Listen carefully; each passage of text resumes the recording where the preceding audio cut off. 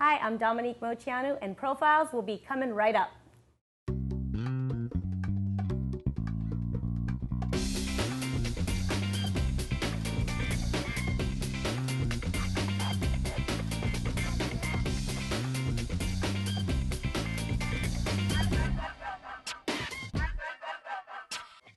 Welcome to Profiles. I'm DESI Sanchez. Today's guest is Dominique Moceanu, a member of the Olympic gold medal winning 1996 U.S. women's gymnastics team known as the Magnificent Seven.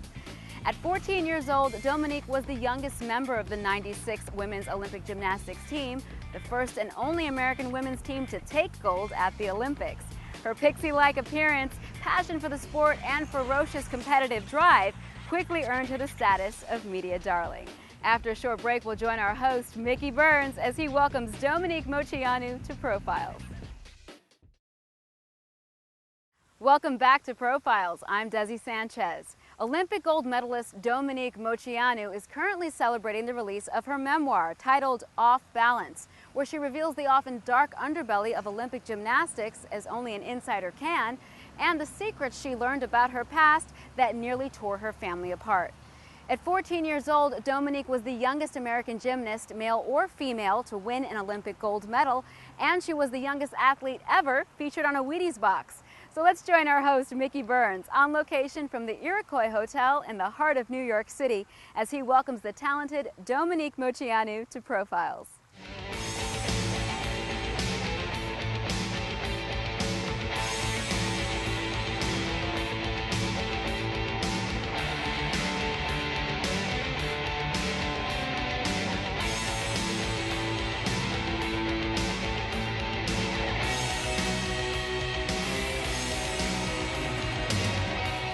Dominique Moceanu, welcome to our show Profiles. Thank you. You look great. Thank you very much. Welcome to New York. I'm so happy to be here. Are you enjoying your visit here? Absolutely. It's such a great place to visit, and every time that I get an opportunity to come, I'm so excited.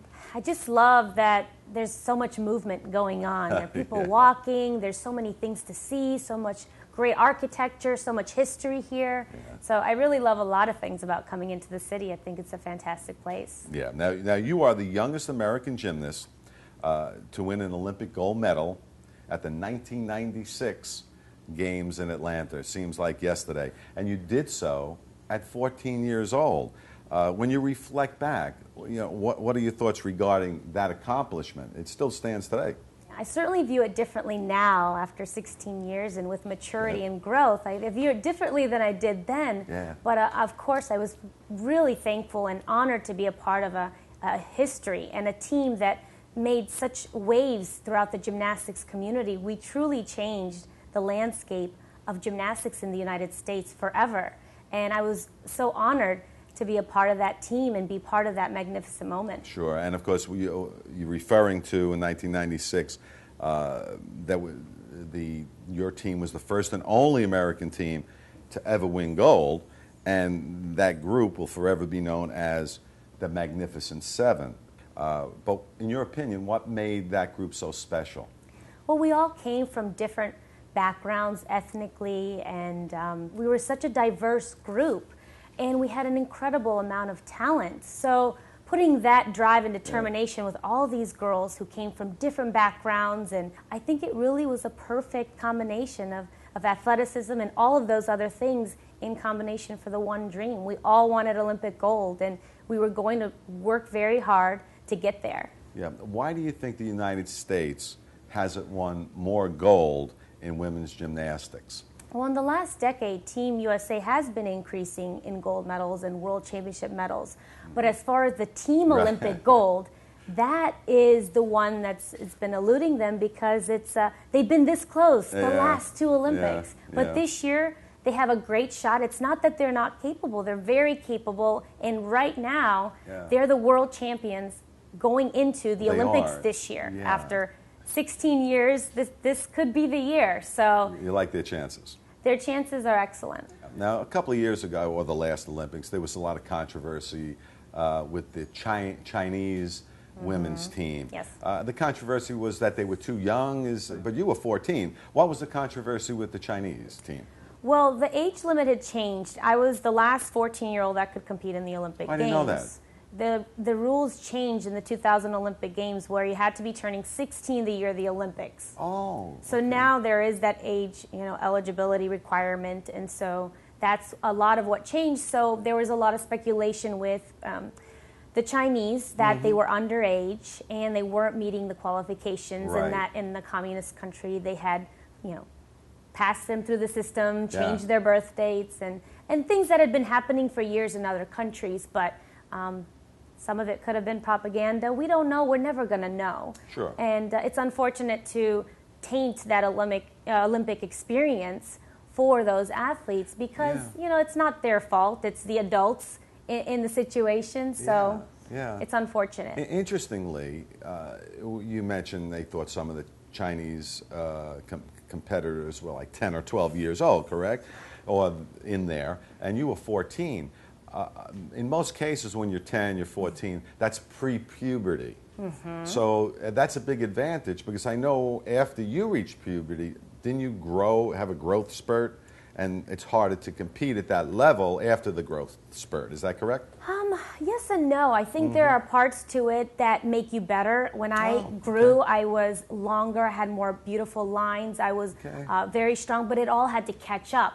There were things that I could do when I was smaller that I didn't do when I was older because just the things that I could get away with when I was a little bit smaller, I could just move around a little differently.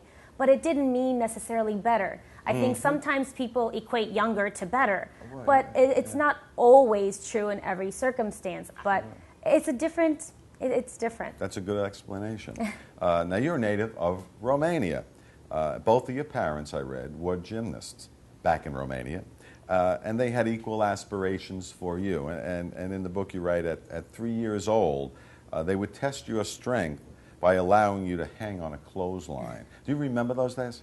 Well, 6 months old, they did have me on the clothesline. They tested my strength, and they wanted to see if I could hold on to that clothesline. For them, that was a sign that I was destined to be a gymnast. My parents believed in funny things like that.